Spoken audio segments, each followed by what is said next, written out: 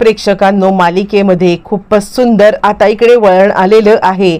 आपण पाहिलंय की आता सखी नोकरी नाकारून ज्या वेळेला निघून गेलेली आहे आणि त्याच वेळेला मात्र आता कान्हा इकडे किरणला जे काही सांगत आहे आणि त्यानंतर सखीला मात्र आपल्या कान्हा आपल्यावरती किती प्रेम करतोय हे पण समजलंय। आणि इतकंच नाहीये तर आता कान्हाच्या तोंडून त्याने हे सगळं का केलंय हे नकळतपणे ज्या वेळेला सखीने ऐकलंय आणि त्या वेळेला सखीला मात्र आता मोठा धक्का बसलाय आणि इकडे सखीने कान्हाला जवळ येत घट्ट मिठी मारले। कारण सगळे जे काही गैरसमज होते ते सगळे गैरसमज असे एका झटक्यामध्ये दूर झालेत। आणि इकडे कान्हाने कबीरने कान्हा म्हणून का एंट्री केले याचं सत्य सुद्धा तिच्या समोर आलंय आणि इथूनच दोघांची लव्ह स्टोरी दणक्यात सुरू झालेली आहे। बरं, इतकंच नाहीये तर आपण पाहिलं की काकीने ते पेपर आता इकडे फाडून टाकलेत। काकांनी वकिलाला बोलवलंय आणि त्यानंतर धूम धडाक्यात मात्र आता मनस्विनीची या घरातून हक्कलपट्टी होत प्रॉपर्टीचे पेपरच फाडून टाकल्या कारणाने खूपच मोठा गहजब झालेला आहे। नक्की काय घडलंय, कसं घडलंय, सगळं सविस्तरपणे पाहूया। छोटासा व्हिडिओ अजिबात चुकवू नका। आपण इकडे पाहिलं की सखीला कान्हा आता आपल्या परीने समजवण्याचा प्रयत्न करतोय, पण आता सखी काही ऐकायला तयार नाहीये। आणि या सगळ्यामध्ये मात्र आता सखी निघून गेले आणि किरण आल्यावरती किरण आता विचारायला लागतोय काय झालंय, म्हणजे आता सखी वहिनी तयार झाल्यात का, काय झालंय यावरती तो सांगायला लागतो नाही, त्याच सरकारने तिचा उलटा गेम केलाय। सरकारने सगळ्यांना सांगून ठेवलंय की आता सखीला कोणी जॉब द्यायचा नाहीये आणि त्यामुळे सखीला आता या सगळ्यामध्ये जॉब नसल्या कारणाने आता इकडे ती म्हणजे तिला मी जॉब देऊ इच्छितोय पण तिचा स्वाभिमान या सगळ्याच्या आड येत आहे आणि त्याचमुळे मात्र आता स्वाभिमान आड येत असल्या कारणाने आता इकडे मी काहीच करू शकत नाही। आणि त्यावरती कान्हा आला। आता कबीर खूप चिडलाय। कबीर, तुझं जरा अतिच चाललंय हा, म्हणजे तू जे काही हे सगळं करतोयस ना मला अजिबात आवडत नाहीये। सखीला इतका कसला ॲटिट्यूड आहे, तू तिची मदत करण्यासाठी हा सगळा प्रकार करतोयस आणि ती मात्र तुला आता या सगळ्यामध्ये एकदमच नगण्य समजत आहे। नाही, मला आता हा प्रकार काही पटलेलाच नाहीये, मुळातच हे सगळं चुकीचं आहे। आणि त्यावरती कान्हा आता सांगायला लागतो कसं आहे ना, प्रेमामध्ये आता सगळं जायज असतं, तिला किती रागवायचं आहे ते आता रागवू दे, पण मी मात्र शांतच राहण्याचा प्रयत्न करणार आहे। बरं, हे सगळं चालू असताना आता इकडे काका आणि काकू या दोघांनी मोठा प्लॅन केलेला आहे। काकूने आता मात्र साफसफाईच्या निमित्ताने ठरवलंय की इकडे मनस्विनीच्या रूम मध्ये यायचं आणि सगळ्यात महत्त्वाचे पेपर काढून घ्यायचे।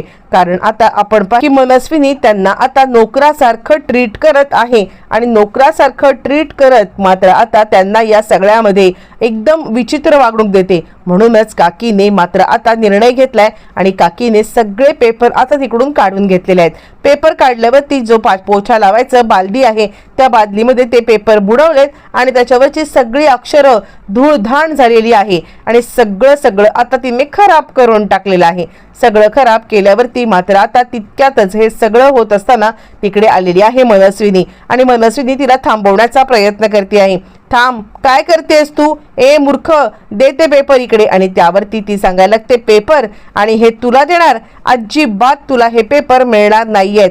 कारण आता तू हे पेपर घेण्याच्या लायकीची सुद्धा इकडे नाहीयेस, कारण तू सखीला फसवून तिची प्रॉपर्टी स्वतःच्या नावावरती केलीस आणि हे मात्र मी कधीच सहन करणार नाहीये। सखीला या सगळ्यामध्ये काहीही झालं तरी सुद्धा मी सखीला सत्य आता सांगितल्याशिवाय गप्प बसणार नाहीये। सखी आता तुझ्या तावडीतून सुटणार आहे आणि तिची प्रॉपर्टी मात्र आता सगळी इकडे समोर येणार आहे, तिच्या हातात देणार आहे मी। आणि त्यावरती इकडे आता मनस्विनी सांगते पेपर दे इकडे। त्यावरती काकू सांगतात पेपर हवेत, घे पेपर। कारण आता हे पेपर पाण्यात बुचकळल्यामुळे सगळी अक्षरं तर निघून गेलेली आहेत आणि याच्या चिंध्या आता मी तुला देणार असं म्हणत काकूने 2 तुकडे करत ते पेपर आता मनस्विनीच्या तोंडावरती फेकले। मनस्विनी चिडले। मनस्विनी तिच्या अंगावरती हात उगारायला निघालेली आहे, पण ज्या वेळेला मनस्विनी हात उगारायला निघाले काकू आता चांगली चिडले, तिचा हात पकडते। कारण काकूला माहिती आहे या पेपरमध्ये किती ताकद आहे। याच पेपरच्या जीवावरती मनस्विनी सगळ्यांना राबवून घेते आणि याच पेपरच्या जीवावरती मनस्विनी सगळ्यांना त्रास देत आहे। आणि म्हणूनच काकूने आता निर्णय घेत मनस्विनीला तिची लायकी दाखवायचं ठरवलंय. बरं, हे सगळं होत असताना मात्र आता इकडे काका वकिलांना घेऊन यायला निघालेले आहेत, कारण ऑलरेडी त्यांचा आता प्लॅनिंग ठरलेलं आहे.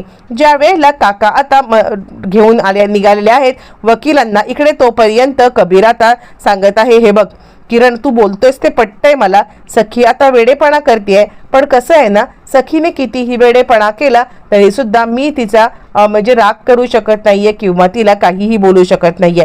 यावरती आता इकडे किरण सांगायला, म्हणजे आता तू त्याची मदत करण्याचाच प्रयत्न करत आहेस, पण तरी सुद्धा ती आता तुला भाव पण देत नाहीये किंवा तू काय सांगतोस ते ऐकत पण नाहीये. याच्या आधी सुद्धा तिने काहीच ऐकलं नव्हतं आणि आता तिने वेडेपणा करून सगळी प्रॉपर्टी सरकारच्या नावावरती करून टाकली. पण आता तरी तिला कळायला पाहिजे ना की तू आता जे काही बोलतोयस ते बरोबर बोलतोयस. मग आता तरी तिने सुधारायला पाहिजे की नाही, तू मला सांग बरं. यावरती तो सांगतोय ते काही नाहीये, तू आता तिला जरा खडसाव, जरा रागाव. जे काही ती सगळं करत आहे ना ते आता मला अजिबात आवडत नाहीये. आणि यावरती तो म्हणतो, हे बघ, प्रेम करतो मी तिच्यावरती, वेड्यासारखं प्रेम करतो. मुळातच त्याच वेळेला सखी मात्र आलेली आहे. सखी तिकडे आले आणि सखी आता या सगळ्यामध्ये एंट्री करते आणि पाहते तर काय, कबीरचं बोलणं ऐकून ती तिथेच थबकलेली आहे. कबीर सांगत असतो, कसं आहे ना, प्रेमामध्ये हे सगळं चालतं रे. म्हणजे आता मी तिला किती समजावण्याचा प्रयत्न केला तर तिने नाही समजलं, प्रॉपर्टी नावावरती केली. ठीक आहे ना, पण मी बसलोय ना, मी तिची प्रॉपर्टी तिच्या हातात जोपर्यंत देत नाहीये ना आणून, तोपर्यंत मी गप्प बसणार नाहीये. कारण जे काही त्या आता मनस्विनीने तिच्या बाबतीत केलंय ते सगळं मी विसरलेलो नाहीये. माझ्या सखीला मी न्याय मिळवून दिल्याशिवाय गप्प बसणार नाहीये. सखी हे सगळं ऐकते आणि किती प्रेम करतो कान्हा आपल्यावरती. आपण तर या सगळ्यामध्ये आता मात्र कान्हाला खरं तर आता हे सगळं म्हणजे इतकं चिडलो, इतकं हे केलं, पण कान्हा मात्र आपल्यासोबत इतकं सगळं चांगलं वागतोय खरंच. आणि तिला आता खूपच वाईट वाटलेलं आहे. कान्हाचं आपल्यावरील प्रेम तिने पाहिलेलं आहे आणि हे सगळं सखी ऐकते हे कान्हाला अजिबात माहिती नाहीये. बरं, हे सगळं होत असताना सखीच्या चेहऱ्यावरती एक स्माईल आले. बरं, तोपर्यंत इकडे वकील घेऊन काका आलेले आहेत आणि ज्या वेळेला काका आता वकील घेऊन येतात आणि त्याच वेळेला मात्र आता इकडे चिडलेली काकू ते थोबाडीत देतेच आणि तुकडे करून आता टाकून देते. ते म्हणजे पेपरचे इतके तुकडे करते आणि त्या बादलीमध्ये टाकते आणि त्याच घाणेरड्या हाताने थोबाडीत देते, ती म्हणजे मनस्विनीला. आणि मनस्विनीला सांगायला आणि त्यानंतर मग आता वकील सांगायला लागतात, मुळातच हे पेपर आता काहीच कामाचे नाही आहेत आणि मूळ जे मालक आहे या प्रॉपर्टीचा ती म्हणजे सखी आणि सखीच या प्रॉपर्टीची मेन मालक राहणार आहे. आणि त्याच वेळेला मनस्विनी सांगते, नाही, हे असं होऊ शकत नाहीये, मी हे असं घडू देणार नाहीये. काहीही झालं तरी सुद्धा ही प्रॉपर्टी माझी आहे आणि या प्रॉपर्टीला आता मी कोणालाही हे करू देणार नाहीये. काकू भलतीच चिडले. मनस्विनीच्या थाडकन थोबाडीत देत, प्रॉपर्टी तुझी?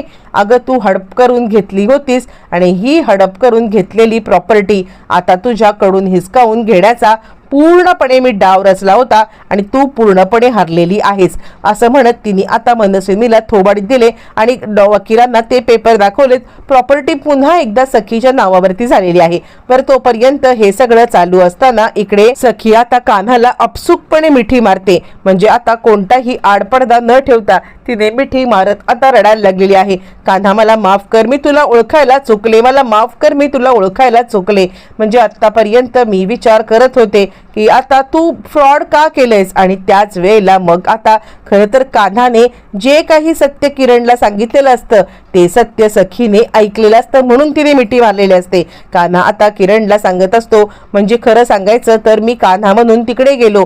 हे कशासाठी केलं तर फक्त आणि फक्त माझ्या आजीच्या ह्याच्यासाठी केलं. म्हणजे मनस्विनी सरकारने माझ्या वडिलांचा खून केलाय आणि मी माझ्या वडिलांच्या खुनाचा बदला घेण्यासाठी तिकडे गेलो होतो. पण ज्या वेळेला मी आता सखीला पाहिलं, तिच्या प्रेमामध्ये पडलो आणि त्यानंतर मी आता बदला घेण्याचं ठरवलं, पण ते फक्त मनस्विनीच्या विरुद्ध.